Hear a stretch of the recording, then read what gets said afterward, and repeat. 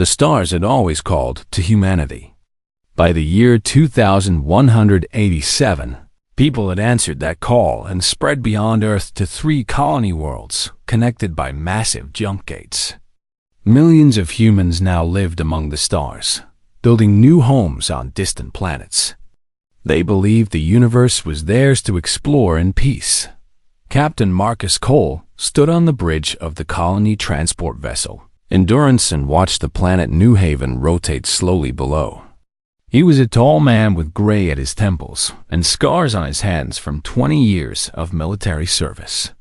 The Martian insurgency had taught him that peace was fragile, that even he believed that humanity's greatest challenges were behind them. The calm shattered when his communications officer shouted a warning. Sensors detected unknown vessels dropping out of hyperspace at the edge of the system. Marcus felt his stomach tighten as he counted the contacts on his display. 15 ships, then 30, then over 100. They were massive, covered in sharp angles and glowing with strange energy. Nothing human had ever built anything like them. "Get me Earth Command," Marcus ordered. His voice was steady, but his mind raced. First contact. After centuries of wondering if humanity was alone, the answer had finally arrived.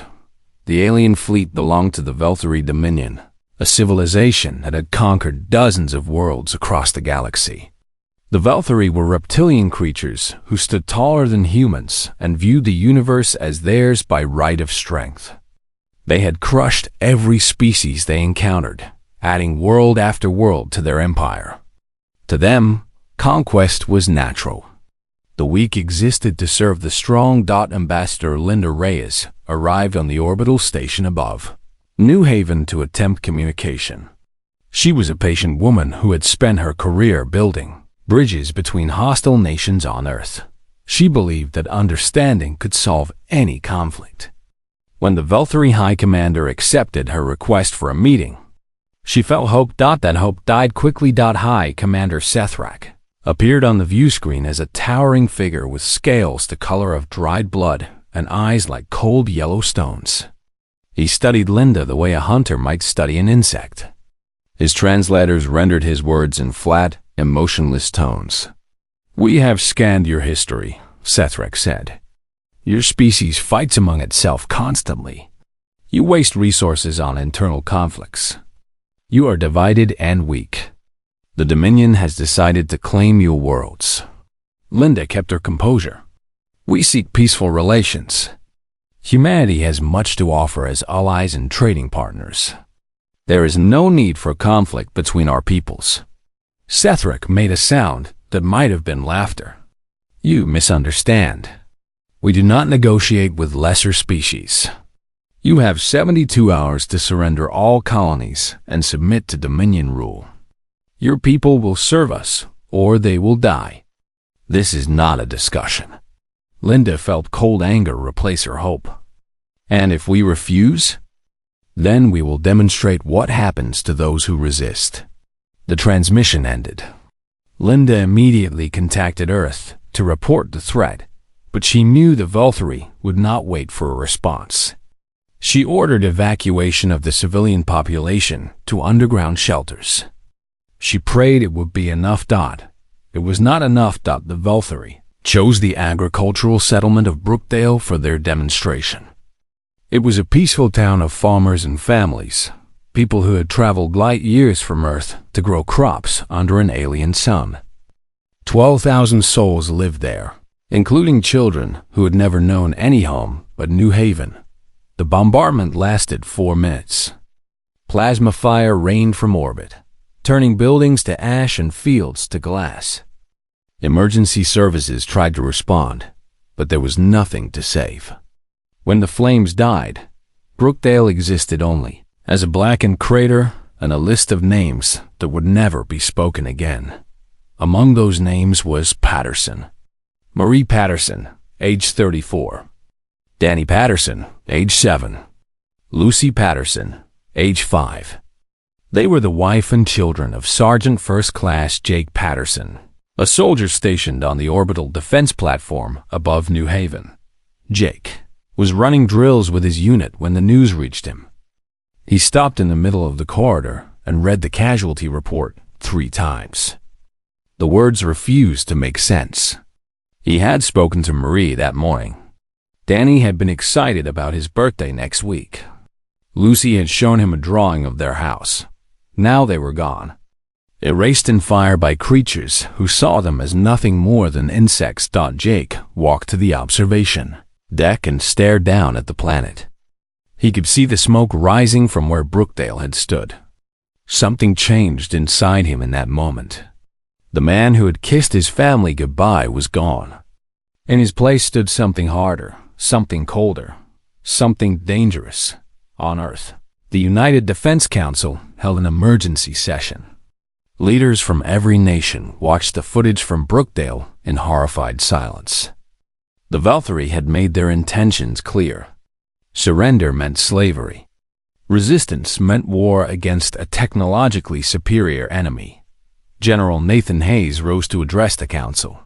He was an old soldier who had fought in conflicts across the solar system.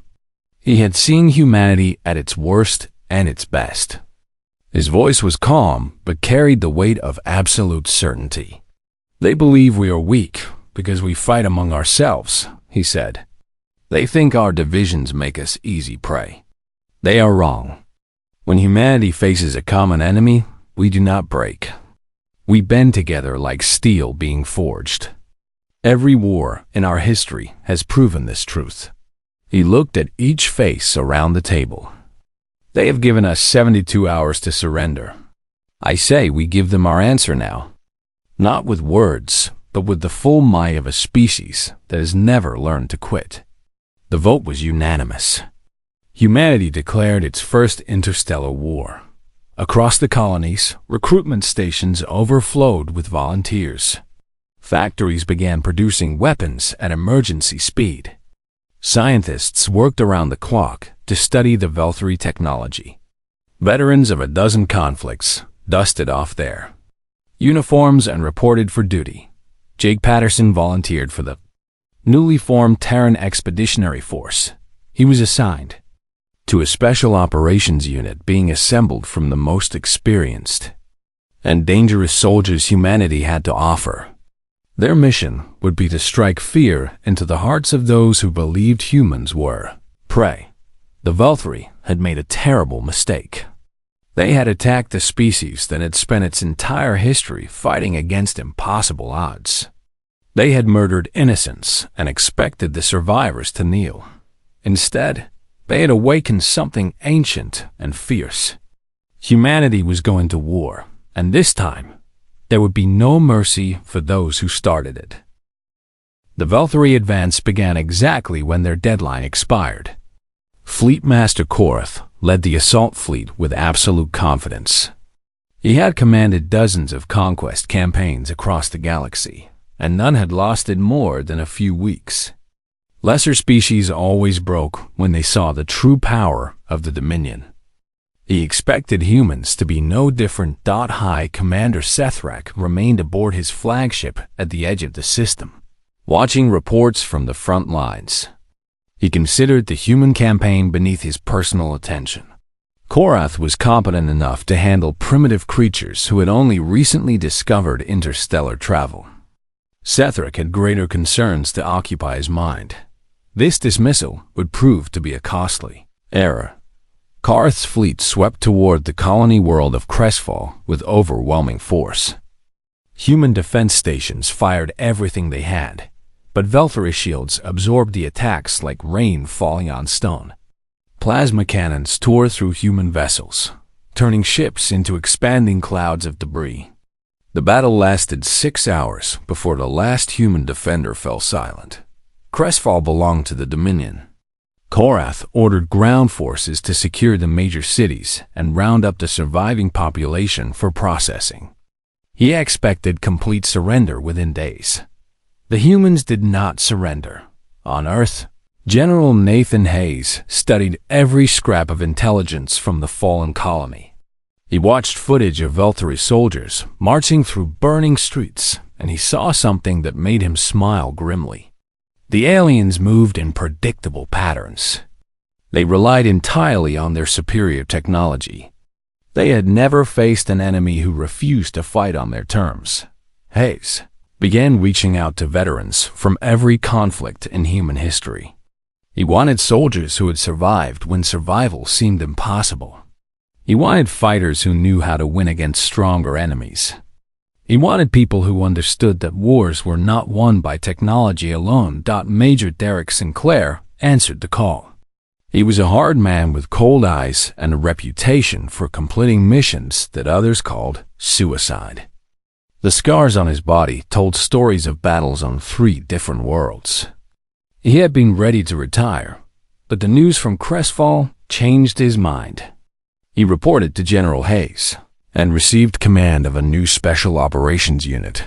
They called themselves the REAPERS. Hayes gave Sinclair permission to recruit anyone he wanted. The Major chose carefully. He wanted soldiers who had already died once in their minds and had nothing left to lose. He found them in hospitals, in prisons, in forgotten outposts across the solar system. Jake Patterson was among the first selected. Sinclair had read his file and knew about Brookdale. He looked into Jake's eyes during the interview and saw something familiar. The Major had worn that same expression after losing his own family years ago. "The Valkyrie took everything from you," Sinclair said. It was not a question. Jake nodded slowly. "Yes, sir." "Good. Anger is fuel. We are going to teach you how to use it." The Reapers trained in secret facilities hidden in the asteroid belt. They learned to fight in zero gravity and in crushing atmosphere. They practiced killing in silence and surviving on nothing. They studied Valthari anatomy until they knew exactly where to strike for maximum damage. Corporal Ashley Dunn joined the unit as their primary sniper. She was a quiet woman with steady hands and eyes that never seemed to blink. She had survived the siege of Titan Station by hiding in ventilation shafts and picking off enemy soldiers one by one for 3 weeks until rescue arrived. She rarely spoke about those weeks, but everyone knew the story. Sergeant Ryan Okonkwo brought expertise in explosives. He was a large man with a quick laugh that seemed out of place in such a grim unit. He had spent years disarming bombs left over from forgotten wars, and now he was eager to build them instead. He could turn ordinary materials into devastating weapons with nothing but patience and knowledge. While the Reapers prepared, the war continued to go badly.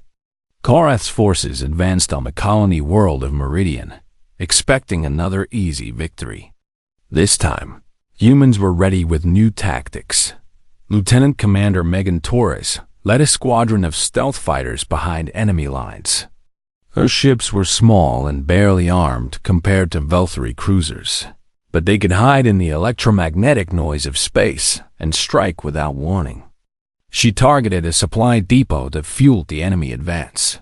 The attack was a one-way mission. Torres knew this when she launched. Her squadron dove through defensive fire that killed half her pilots before they reached the target. She watched friends die on a display and kept flying. When her torpedoes struck the depot, the explosion lit up the darkness of space like a new star. Torres and 2 other pilots survived by crashing their damaged fighters into a nearby moon. They spent 4 days in the wreckage before rescue arrived. When medics pulled her from the cockpit, she was already asking when she could fly again. The destruction of the supply depot stalled the Valkyrie advance for weeks. Korath was forced to wait for reinforcements and supplies from deeper in Dominion territory. He sent reports to High Commander Sethrak describing the unexpected human resistance. "They sacrificed themselves willingly," Korath wrote. "They destroy their own ships to damage ours. They fight without regard for their own survival. I have never encountered such behavior in any species. I request additional forces to complete the conquest." Sethrak denied the request. He called Korath's difficulties an embarrassment and ordered him to finish the campaign with existing resources. The idea that humans could pose a genuine threat was unthinkable. On Crestfall, the occupation was not going smoothly. Human survivors had fled into the wilderness and begun attacking Veltari patrols. They used improvised weapons and traps. They struck at night and vanished before reinforcements could arrive.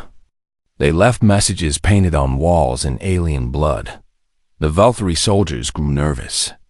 They had expected slaves, not resistance. Their officers assured them that the humans would eventually be crushed, but the attacks continued night after night.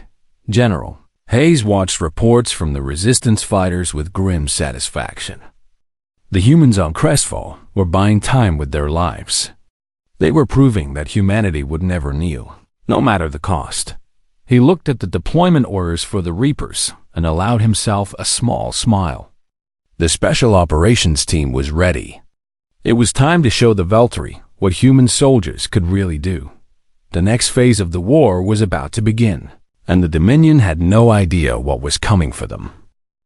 The Reapers dropped onto Crestfall's largest moon under cover of an artificial meteor shower.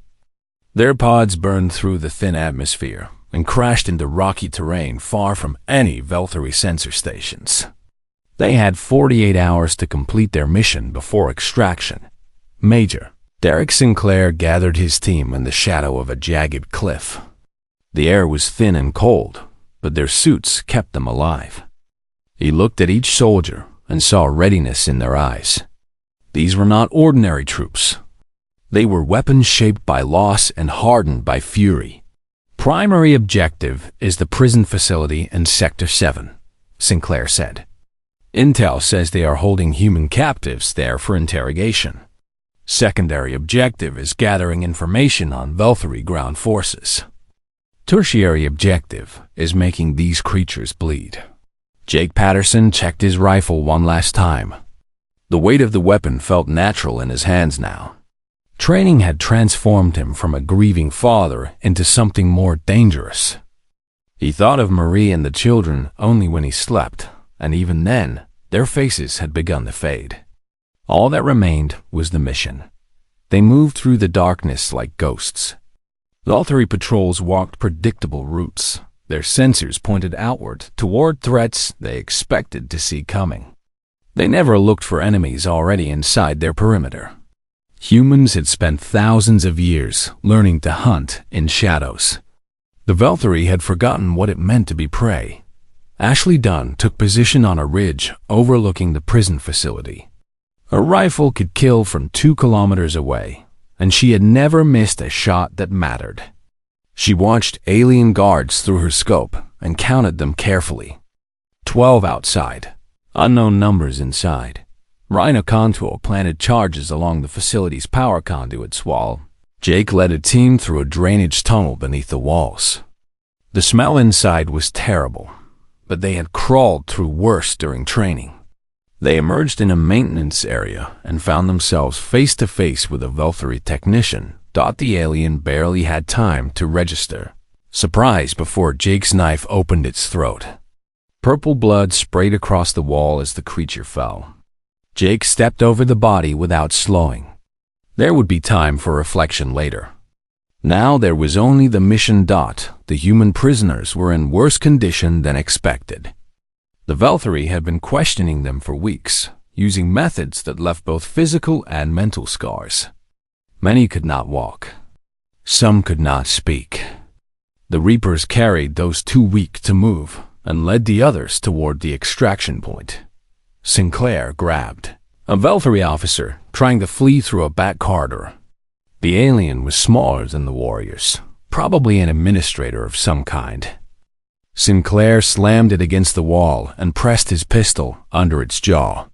"You are going to tell me everything about your military operations in this system," Sinclair said. His voice was calm and cold. "If you lie, I will know, and I will make you regret it." The officer talked. It talked for hours while Okonkwo recorded every word. What they learned changed everything. The Veltari Dominion had conquered over 40 species across the galaxy.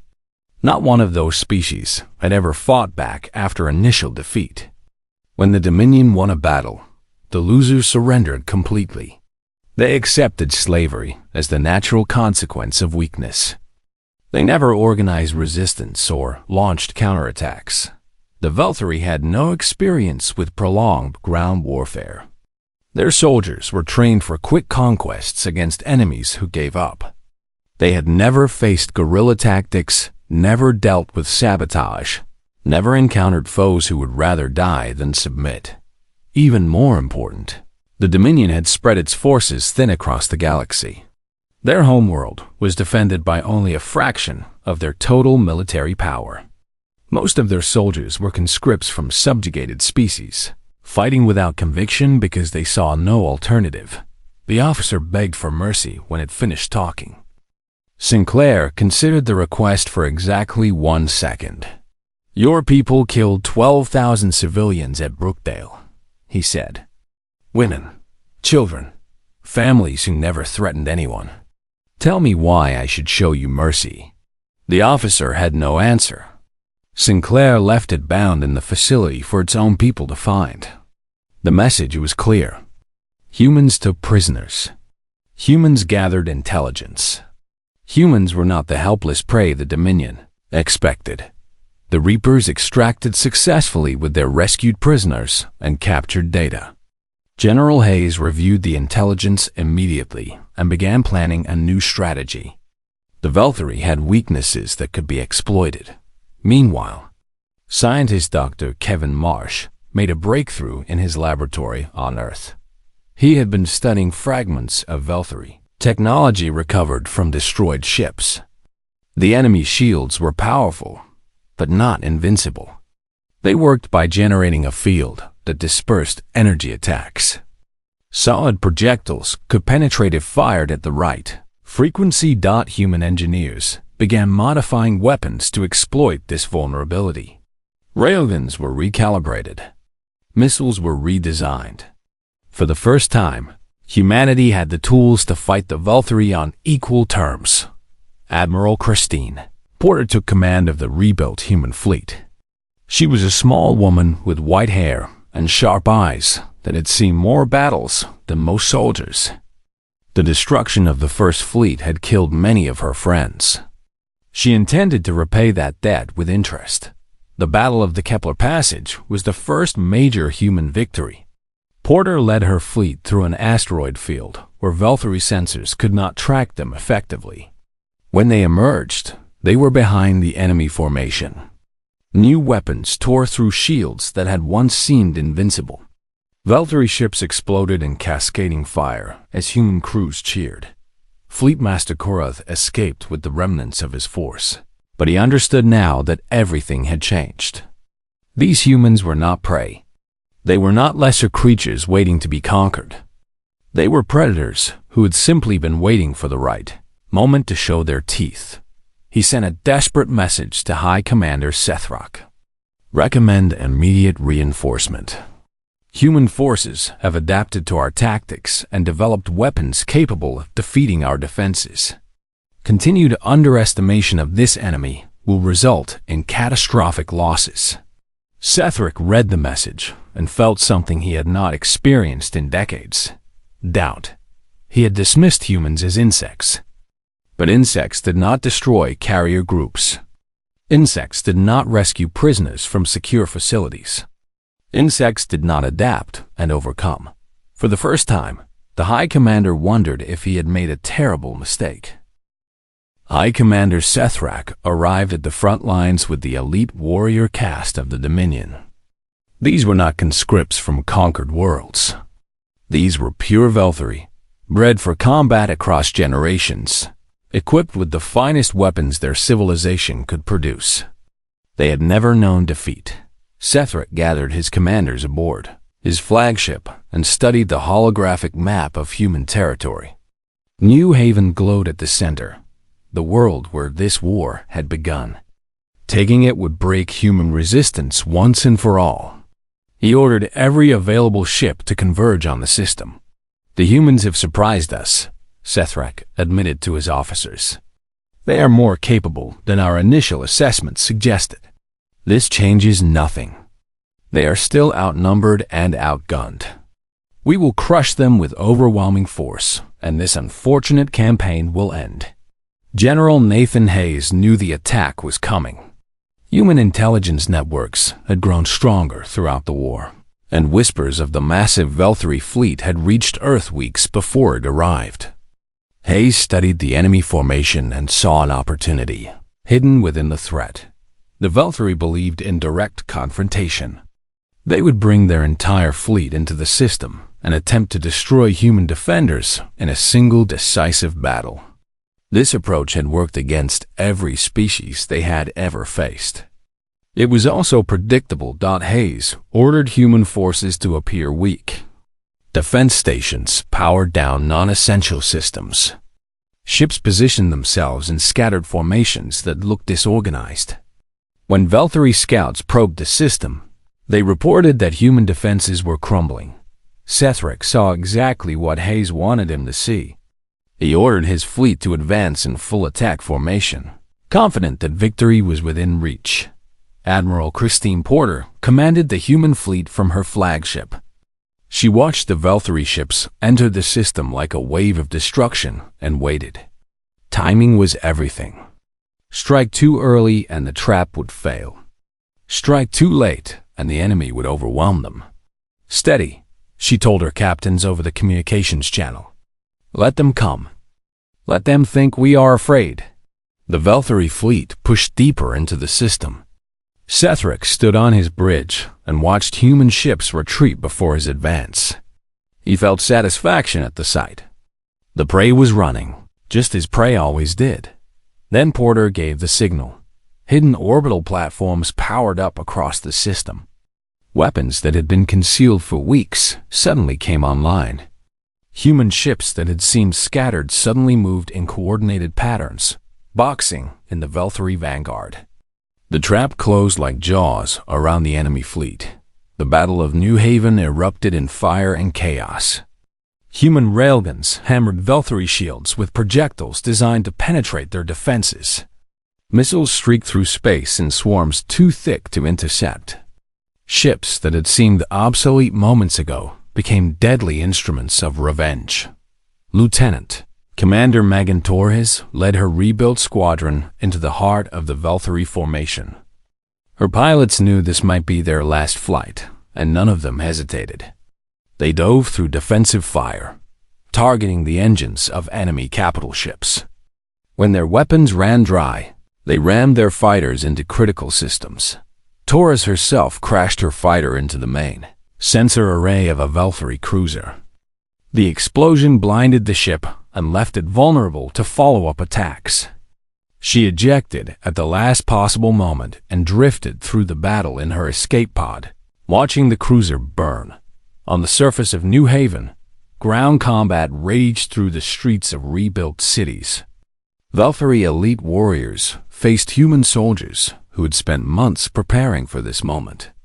The aliens were stronger and better equipped, but humans fought with a fury that could not be measured by technology. Major Derek Sinclair led the Reapers in a boarding action against Sethrac's flagship.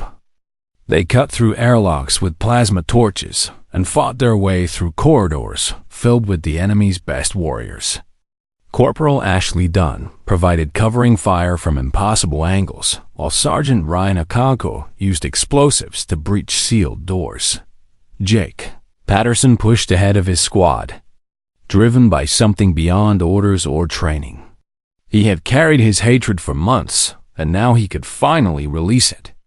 Veltari warriors fell before him one after another. He did not feel fear. He did not feel pain. He felt only the cold satisfaction of purpose. A Veltari champion blocked his path in a wide corridor. The creature was massive, covered in ceremonial armor that marked it as nobility. It carried a plasma blade that hummed with deadly energy. It looked at Jake with contempt. "You are nothing," the champion said through its translator. "Your species is nothing. I will add your skull to my collection." Jake said nothing. He raised his rifle and fired, but the champion moved faster than seemed possible. The plasma blade cut through his weapon and sent him crashing against the wall. His armor cracked from the impact. The champion advanced for the killing blow. Jake reached for his combat knife, the only weapon he had left. The blade was standard military issue, nothing special. It would have to be enough. They fought in a narrow corridor while the ship shuddered from explosions outside. The champion was stronger and faster, but Jake was driven by something the alien could not understand. Every strike he landed was for Marie. Every wound he suffered was for Danny and Lucy. Every breath he took was a promise to the dead. The knife broke against Valtteri armor, but not before finding a gap beneath the champion's arm. Purple blood sprayed across Jake's face as the creature staggered. He grabbed the broken blade and drove it deeper, twisting until the light faded from those yellow eyes. Valtteri's soldiers witnessed the fight from a nearby junction. They saw a human, wounded and barely standing, kill one of their greatest warriors with nothing but a broken knife and sheer determination. They began to understand why this war had not ended as expected. Sethrak's flagship took critical damage during the battle. The High Commander ordered retreat, but his fleet was trapped between human forces and the defensive platforms. Ships exploded around him as he fought, his way to the edge of the system. He escaped with barely a quarter of the force he had brought. As his damaged flagship limped toward Dominion space, he composed a message to the ruling council. "The humans cannot be subjugated," he reported. "They possess a quality our analysts failed to identify. They do not surrender. They do not break. They would rather die fighting than accept defeat. I recommend immediate containment protocols. This species must not be allowed to spread further." The Battle of New Haven ended with human victory. The cost was terrible. Thousands of soldiers had died. Cities lay in ruins. But the Valtteri advance had been broken. Among the rubble, survivors began to rebuild once again. General Hayes walked through the destruction and knew that the war was not over. But for the first time, humanity had proven that it could win. That knowledge would carry them through whatever came next. The victory at New Haven changed everything. For the first time in the history of the Valtteri Dominion, a conquered species had fought back and won. Word spread through the galaxy, carried by traders and refugees who had witnessed the impossible. The humans had made the Dominion bleed. General Nathan Hayes stood before the United Defense Council and proposed something no subjugated species had ever attempted. He wanted to take the war to the enemy. Instead of waiting for the next Valtteri attack, humanity would strike at the heart of Dominion power. "They expect us to hide behind our defenses and pray they leave us alone," Hayes said. "That is what every other species has done. That is why every other species is still enslaved. We will show them something new. We will show them that humans do not wait to be conquered. We hunt those who threaten us." The council approved the operation. Human shipyards worked day and night to build the largest fleet in their history. Veterans from the battles at Crestfall, Kepler Passage, and New Haven volunteered for the expedition. Fresh recruits, inspired by stories of human courage, filled the remaining positions. Admiral Christine Porter took command of the fleet. Her hair had gone completely white during the war, but her eyes still held the fire of a warrior. She gathered her captains and showed them the target, a Valtteri staging world called Kethros Prime. Intelligence indicated the planet served as a major supply hub for Dominion military operations. Destroying it would cripple their ability to wage war for years. The journey through hostile space took 3 months. Valtteri patrols hunted for them constantly, and several ships were lost in skirmishes along the way. Porter navigated through dangerous jump points and hidden routes, losing soldiers with every light year they traveled. The survivors pressed forward because retreat was not an option. Major Derek Sinclair briefed the Reapers in the cargo hold of their assault ship. The team had grown during the war, adding new members to replace the fallen. Jake Patterson sat among them, now wearing the stripes of a sergeant. His face carried new scars, but his eyes held the same cold purpose they had since Brookdale.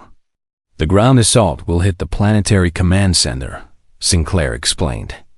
"That is where they coordinate all military operations in this sector. We destroy it, we blind them for months. We also have intel that prisoners from multiple conquered species are held in facilities beneath the surface. Liberation of those prisoners is a secondary objective." Jake studied the layout of the command center.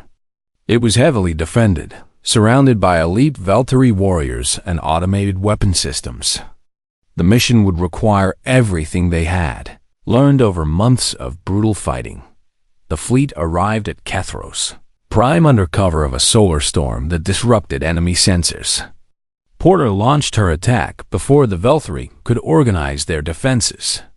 Human ships poured fire into orbital platforms while drop pods, carrying ground forces, streaked toward the surface. Jake felt the familiar jolt of atmospheric entry and gripped his weapon tightly. Around him, other Reapers checked their equipment and said quiet words to whatever gods they believed in. The pod shook violently as defensive fire exploded nearby. They landed hard outside the command center perimeter. Sergeant Ryan Okakonkwo immediately set charges along the outer wall, while Corporal Ashley Dunn found a firing position with a clear view of the main entrance. Jake led his squad toward a service tunnel that would take them inside. Fighting through the facility was brutal and costly. Valkyrie warriors defended every corridor with fanatical determination. They knew that humans had come not just to destroy, but to humiliate. Losing this world would prove that the Dominion could be heard anywhere. Jake pushed through the resistance with his squad, clearing rooms and securing passages for the troops behind them. He had stopped counting kills long ago. The numbers did not matter. Only the mission mattered. They found the prisoner facilities in the lower levels. The cages held beings from species Jake had never seen, creatures with strange shapes and unfamiliar features. But they all had the same look in their eyes, the hollow stare of those who had given up hope. "We are human soldiers," Jake announced as his team broke the locks. "We are here to free you." The prisoners did not understand his words, but they understood his actions. As humans led them toward evacuation points, something changed in their expressions. They began to realize that the Dominion was not invincible.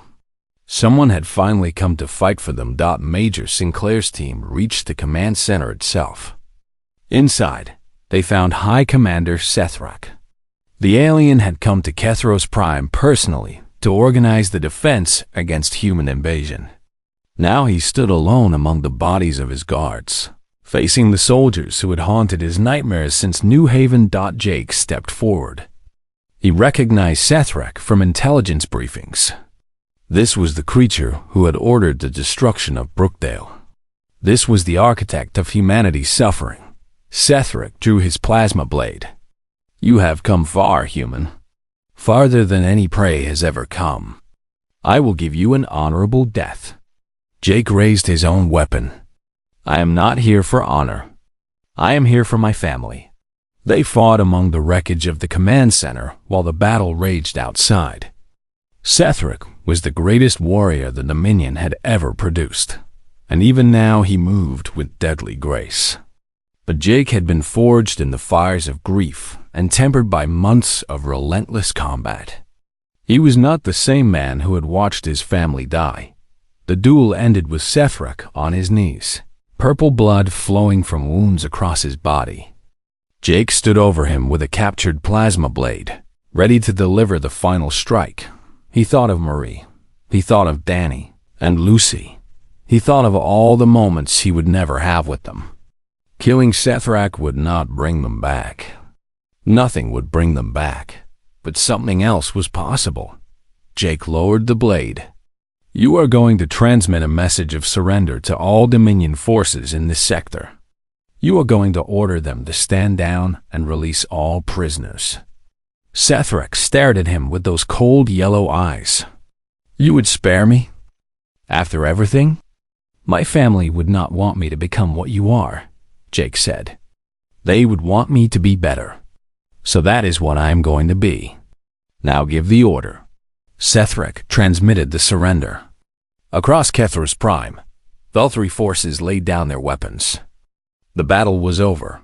Weeks later, an armistice was signed aboard the human flagship Resolute. Ambassador Linda Reyes, who had witnessed the beginning of the war, represented humanity. She faced Sethrak and the Dominion delegation with the calm dignity of someone who had seen the worst and survived. The terms were clear. The Valkyrie would withdraw from all human territories. All prisoners would be released. Humanity would be recognized as a sovereign power, never to be attacked again. As the delegation prepared to leave, Sethrak approached Reyes with a question that had burned in his mind since his defeat. What makes your species fight so hard? He asked. You were outnumbered. You were outgunned. By every measure, you should have surrendered. Why did you not? Linda Reyes thought of the soldiers who had died at Brookdale, at Crestfall, at New Haven, at Kethros Prime. She thought of the prisoners they had freed and the future they had won. She thought of humanity's long history of fighting against impossible odds. Because giving up was never an option. She answered simply. Sethrak nodded slowly. For the first time in his life, he understood what it meant to face an enemy that could not be broken. He had underestimated humanity, and that mistake had cost his empire everything. The Valkyrie departed and humanity celebrated its victory across the stars. The war was over. The dead were mourned. The survivors began building a future that would honor those who had fallen. Jake Patterson stood at the memorial they built on New Haven, where the names of everyone lost at Brookdale were carved in stone. He traced his fingers across 3 names and allowed himself to cry for the first time in over a year. He had done what he set out to do. He had made the enemy pay. And somewhere, he hoped his family was proud of the man he had chosen to become. The stars shone down on a species that had proven its place among them. Humanity would never be underestimated again.